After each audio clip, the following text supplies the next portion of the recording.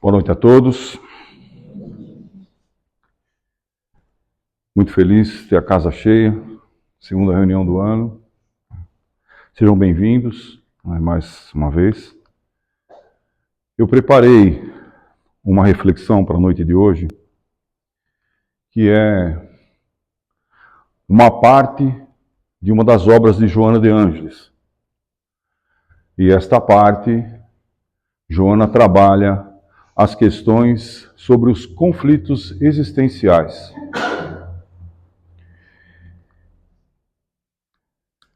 Nós, seres humanos, nas nossas atividades, no nosso dia a dia, quando nós encaramos todas essas tarefas, toda essa sequência de situações que nos envolve todos os dias, muitas vezes nós deixamos de refletir sobre as facilidades e sobre as dificuldades. Nós percorremos resultados, nós trabalhamos a nossa ansiedade na busca de alcançar objetivos que muitas vezes não estão muito claros, mas que nós colocamos a nossa visão, na nossa frente, né, esses objetivos para que nós, de alguma forma, né, consigamos estabelecer um resultado que nos satisfaça. E assim é a nossa vida. Desde muito cedo, nós aprendemos nas nossas famílias, não é, a desenvolver atividades, e essas atividades têm que dar certo. Quando falamos isso para os nossos filhos, para os nossos netos, não é? Tem que dar certo. A gente espera sempre o certo. Mas o que é o certo? Por que na grande maioria das vezes nós arraigamos as nossas visões em determinadas situações que nós queremos alcançar e colocamos isso de uma tal maneira na nossa mente que, se não alcançarmos, não vai ficar boa a situação. E na grande maioria das vezes, depois que a gente alcança um resultado, momentos depois ou dias depois, aquele resultado já não tem mais aquela importância. Aquilo passa a ser uma coisa cotidiana. E nós vamos perseguir novamente alguma outra situação para que a gente possa então estar se satisfazendo a respeito daquilo que nós traçamos como objetivo. Quando dá tudo certo, nós ficamos felizes. Mas será que felicidade é o sinônimo de quando as coisas dão certo? Será que felicidade é só isso? O que é que vocês acham? Dura para sempre? Quando a gente alcança algum resultado que deu muito certo, a gente ficou muito contente com aquele resultado, dura para sempre? Não dura. Então, felicidade é um estado, é um momento, é um breve intervalo num lapso de tempo entre uma ocorrência e a outra. E assim são as coisas que nós desenvolvemos na nossa vida como um todo.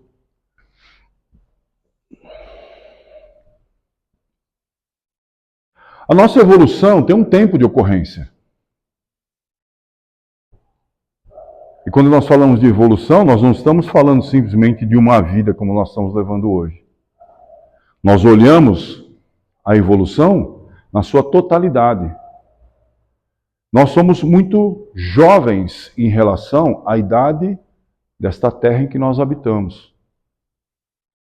Porque esta terra, ela já existe há mais de 4 bilhões de anos. Mas nós perambulamos sobre ela nos últimos 250 mil anos. Como seres reconhecidos que somos. Então, quando nós comparamos uma coisa com a outra, nós vamos observar que nós somos ainda muito jovens, não é? E a nossa evolução, ela ocorre ao seu devido tempo. Não adianta a gente tropeçar, levantar, reclamar, porque as coisas acontecerão para e passo à medida em que forem necessárias as suas ocorrências. Não é? A nossa evolução ela não sofre influência das nossas conveniências. Então o que eu quero dizer é que todas as vezes que nós colocamos um resultado à nossa frente que é conveniente para que nós o alcancemos, nem sempre esta conveniência vai de encontro com o processo evolutivo que cada um tem a desenvolver ao longo de sua vida. Olha que coisa interessante. Então, muitas vezes nós traçamos determinados parâmetros, determinadas metas, determinados objetivos, e aquilo realmente não é conveniente. Nós vamos fazê-lo, lógico. Porque nos propusemos a fazer isso. Mas nem sempre isso vai se somar à nossa necessidade evolutiva. O que significa isso? Que cada um de nós tem uma necessidade de evoluir. Nós não evoluímos em bando. Nós evoluímos individualmente. E a sensação que cada um tem nessa individualidade é particular da sua individualidade. Por mais que nós estejamos junto com outra pessoa, ou com mais pessoas, ou com grupos, nós não evoluiremos todos na mesma medida. Cada um de nós vai ter o seu aprendizado e vai ter que conviver com os resultados desse aprendizado.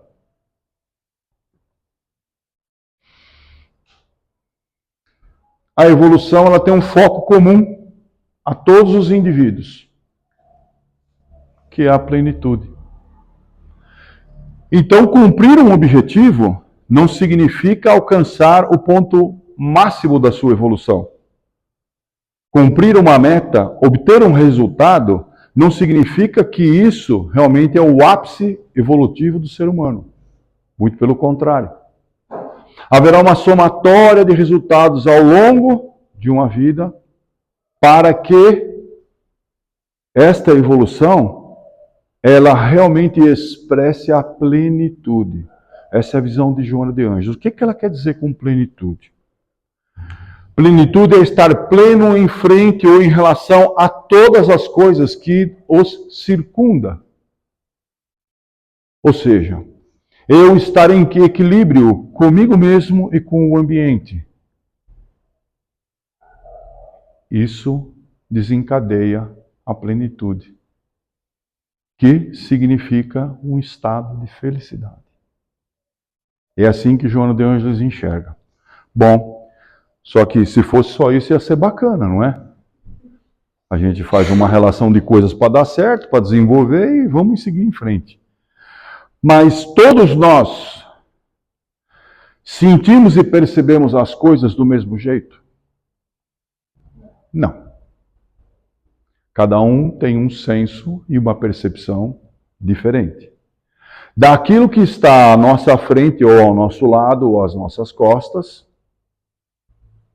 não é? E daquilo que nós trazemos como bagagem, daquilo que vem conosco. E isto que vem conosco não é só uma situação, não é, que vai nos auxiliar a construir, então, objetivos a cumprir. Porque como vem coisas boas, também vem coisas dolorosas. Então nós temos injunções que nos acompanham. E essas injunções são frutos de uma falta de conhecimento ou do mau uso dos recursos que estão ao nosso alcance. Isto se relaciona com a nossa condição de escolher. E quando nós escolhemos, haverá um resultado. E nós teremos que viver com este resultado que é o objeto da escolha que realizamos. Este entendimento não é um luxo da doutrina espírita. Esse entendimento, ele vem do filosofismo grego. Porque alguns filósofos gregos entendiam essa questão da liberdade de escolha, que chamamos de livre-arbítrio. E muitas pessoas falam, isso é livre-arbítrio. Né? Livre-arbítrio ficou com umas costas muito grandes, né? E não é bem isso. Então, cuidado ao escolher. Porque uma vez realizada a escolha, o resultado é líquido e certo. Seja bom, seja ruim. E nesse sentido, sempre haverá o requerimento de uma nova tentativa. Isso poderá adiantar um processo, como poderá atrasar.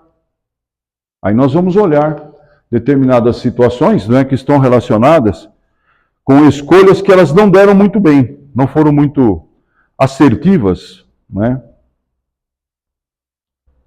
Alcançar o estado de plenitude, buscar a felicidade, significa, na verdade, aproveitar todas as oportunidades que aparecerem.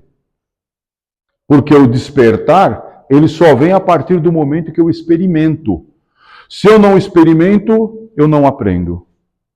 Portanto, só de leitura nós não aprendemos nada. Nós temos que praticar. Então existe um processo muito interessante, que não adianta eu simplesmente ler textos. É preciso correr o risco de trabalhar esses textos na prática. E se assim eu não o fizer, o que vai acontecer? Se eu não experimentar, né, tudo ainda estará adormecido no ser. Nós não desenvolveremos os valores. E por conta da formação desses valores, futuramente os sentimentos. O nosso emocional, ele é fruto, ele é resultado de um contexto de comportamento. E nós costumamos muito observar hoje pessoas dizendo o seguinte: o nosso colega lá está desequilibrado emocionalmente, ele não está muito bem. Como o simples fato de não estar muito bem é simplesmente um desequilíbrio. Se eu equilibrar ele emocionalmente, ele fica bem.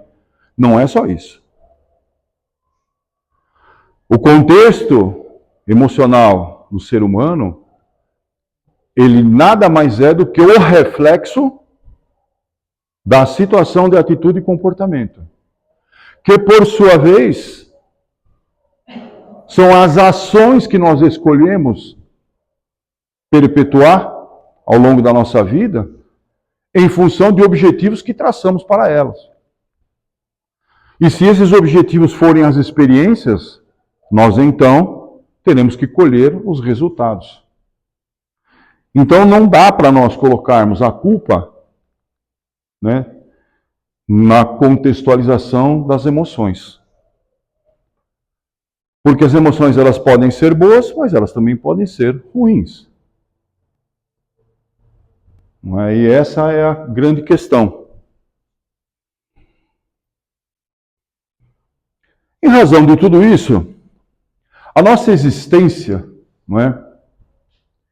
Ela tem uma espécie de recheio, não é? Ela tem uma composição. Nós vamos observar que nós temos desafios, por um lado, nós temos conflitos que nos perturbam, e nós temos atitudes que precisam direcionar tudo isso e buscar o enfrentamento com valor. Porque nós temos situações que nos enfermam, que nos desorientam, que nos empurram para situações dolorosas. E esse é o nosso dia a dia, pessoal. Todo santo dia nós vivemos esse ciclo. E muitas pessoas às vezes ficam fora desse ciclo reclamando dele. Mas não dá para reclamar de uma coisa que faz parte da nossa natureza. Esta contextualização, ela faz parte.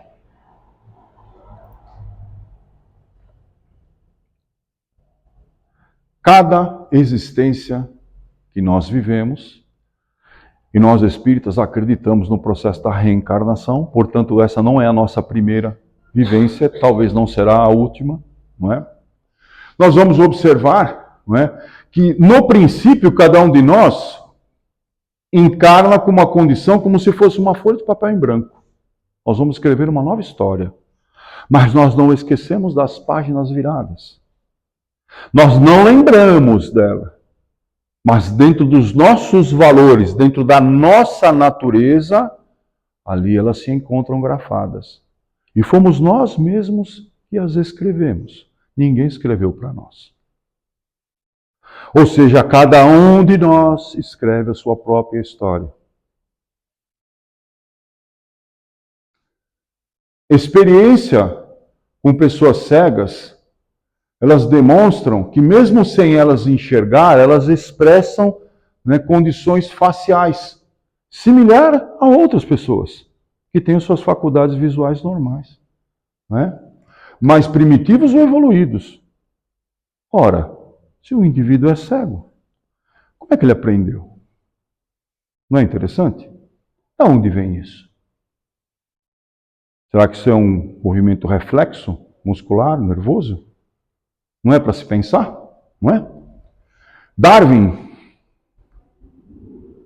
ele sugere, ou melhor, sugeriu estudos, né, com cegos, para estudar a ancestralidade dos caracteres emocionais de suas expressões.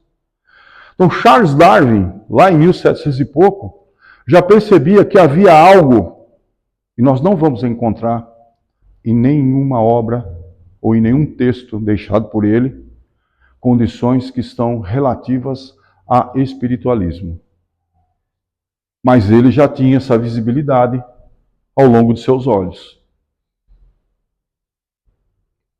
As conquistas mais recentes psicológicas constatam uma herança atávica em indivíduos que jamais tiveram contatos entre si. Isso vocês já vivenciaram.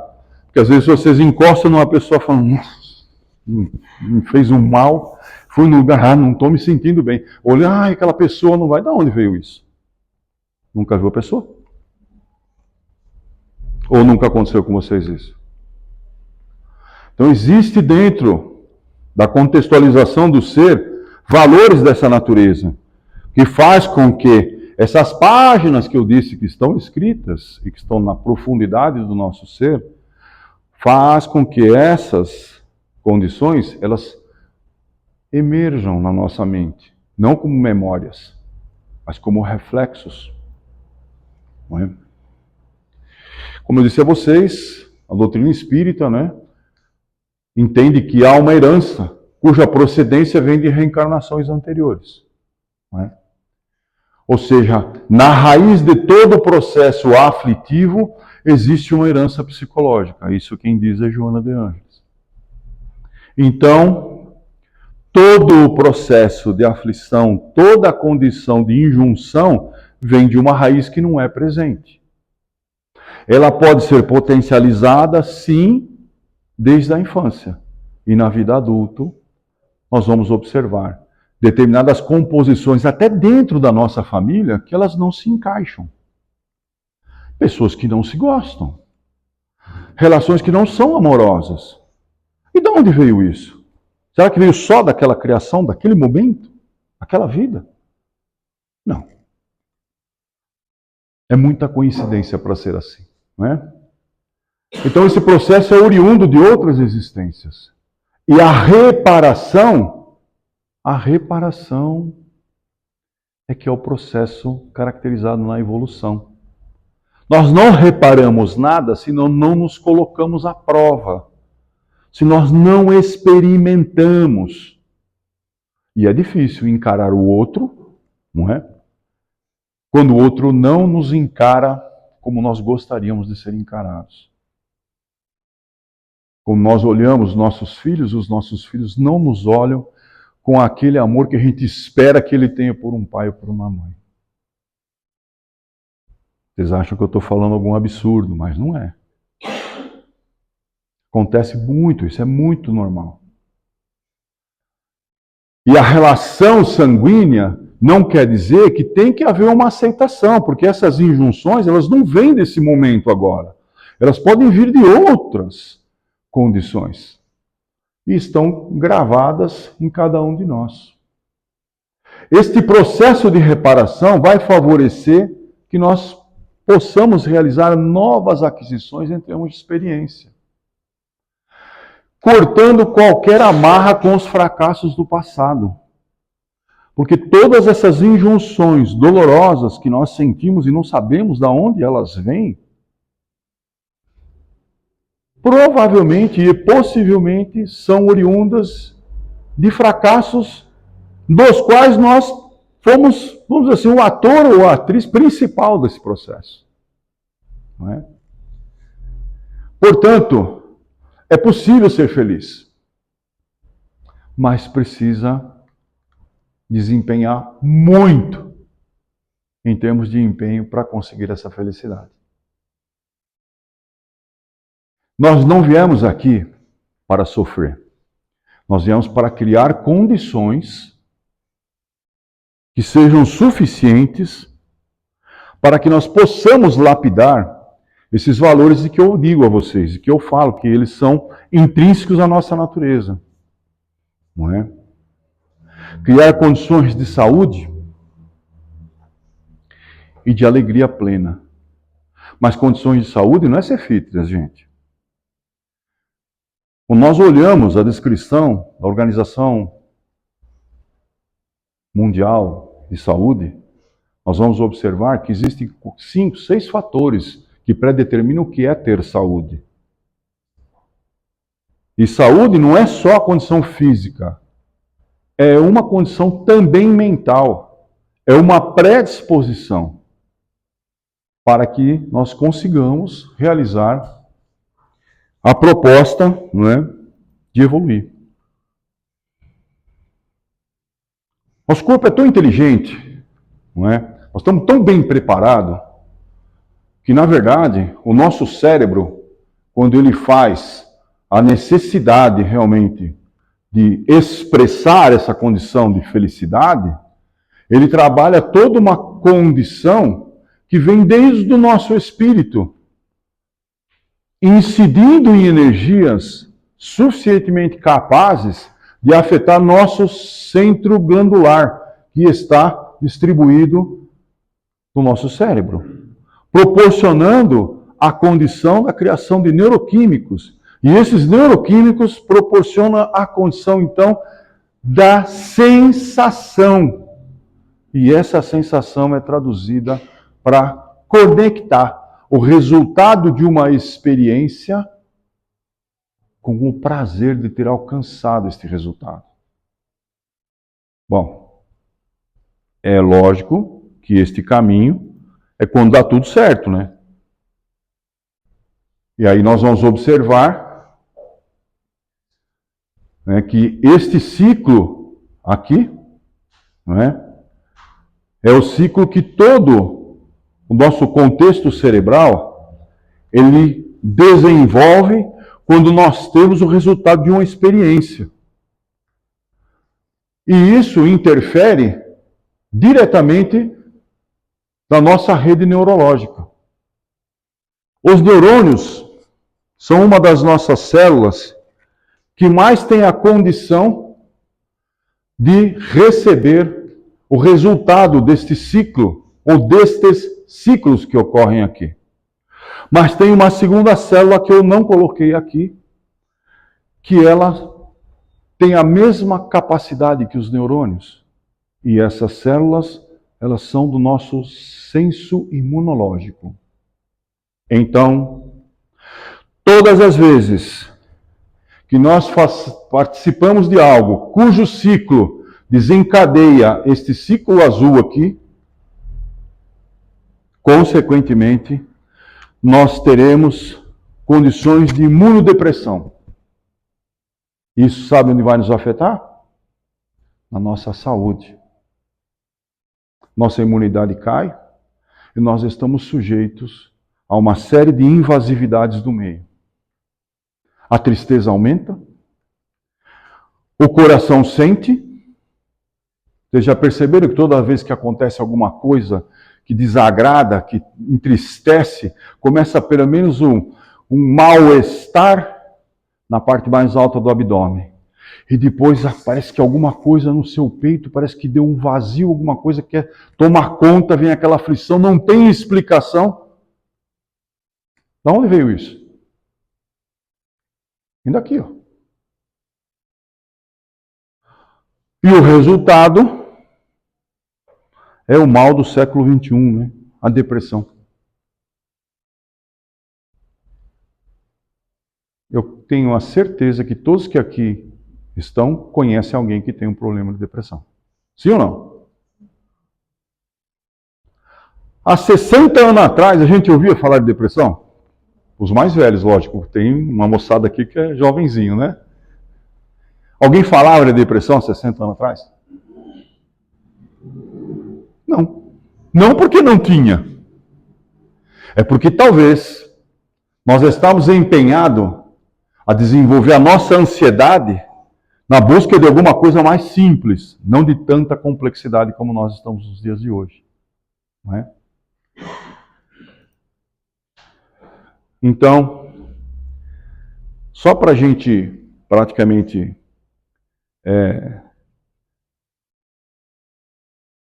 finalizar a nossa ideia, nós seres humanos trabalhamos com feixe de emoções. O que significa que uma emoção não vem sozinha. É um conjunto de situações. Como eu disse para vocês, elas ocorrem em função dos resultados, porque você não escolhe uma coisa de cada vez. Escolhe. As mulheres, quando vão comprar sapato, elas compram só um. Quantas lojas elas entram para ver onde estão os sapatos? Né? Se pudesse comprar, eu comprava tudo, não é verdade? O que eu quero dizer é que existe uma coleção de situações que vão levar realmente à necessidade, né, de um direcionamento, de uma educação, de um conhecimento, de um exercício vivencial. E isto é da natureza de cada um de nós. Quando nós olhamos a nossa parte mais interior, não é? Toda a energia do nosso corpo, ela vem do espírito.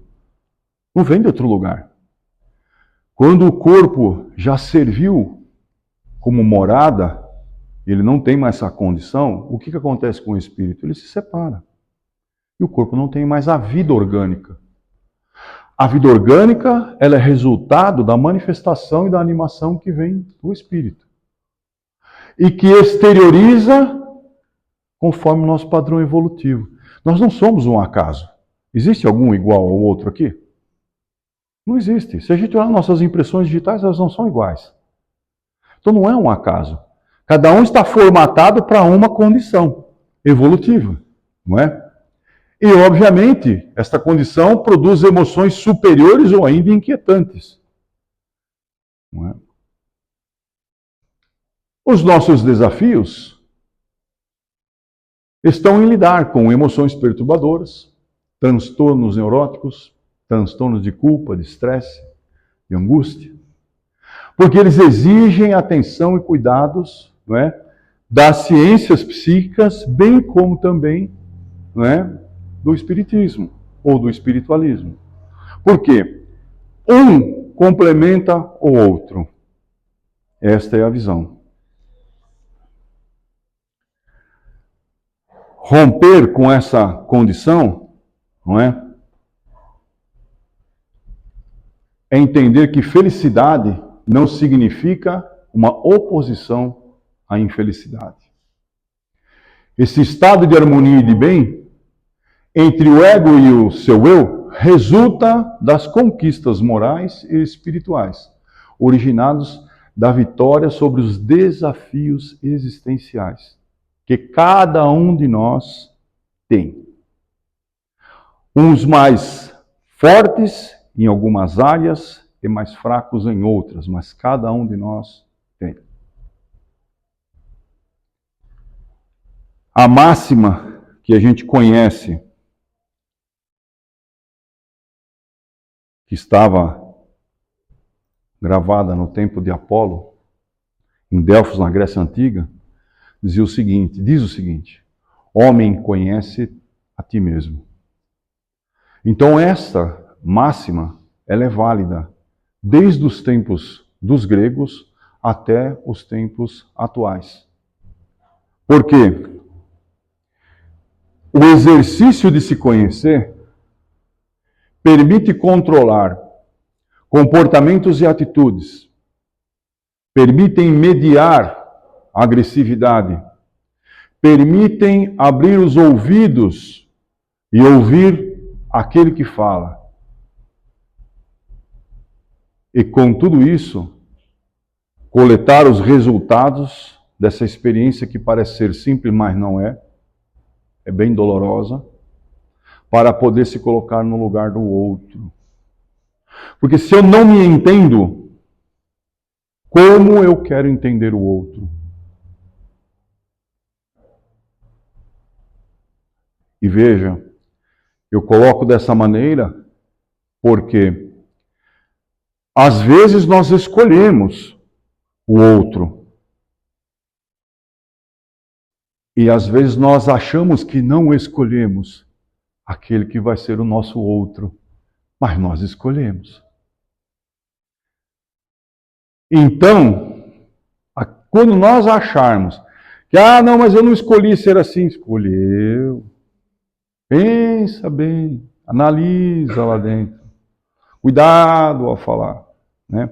Ouça, não fale junto, né? E quando você fala junto com alguém, você acaba gritando. E quanto mais você grita, o outro não escuta. Gandhi já dizia isso. Aqueles que se amam sussurram. Eles não gritam. E quanto mais você grita, menos o outro ouve. E este é o desafio de toda a existência. Não é conhecer o outro, não é conviver bem, não é estar bem na sociedade, não é fazer riqueza, não. Essas coisas são as mais fáceis. As mais difíceis é lidar com o nosso próprio ser. Porque a partir do momento que eu consigo buscar este autoconhecimento, eu também me controlarei melhor. E a partir do momento em que eu me controlo melhor, eu passo a entender o mal do outro. Sem juízo de valor e sem dar conselho. Porque se fosse bom a gente vendia. E não fazer juízo de valor é um exercício que nós devemos ensinar para os filhos e para os netos. Mas desde que a gente aprenda a não fazer juízo de valor. Deixo para vocês então esta reflexão para essa semana. Agradeço pela audição na noite de hoje, pela presença de todos, e agora a gente vai passar para a segunda parte da nossa atividade. Muito obrigado.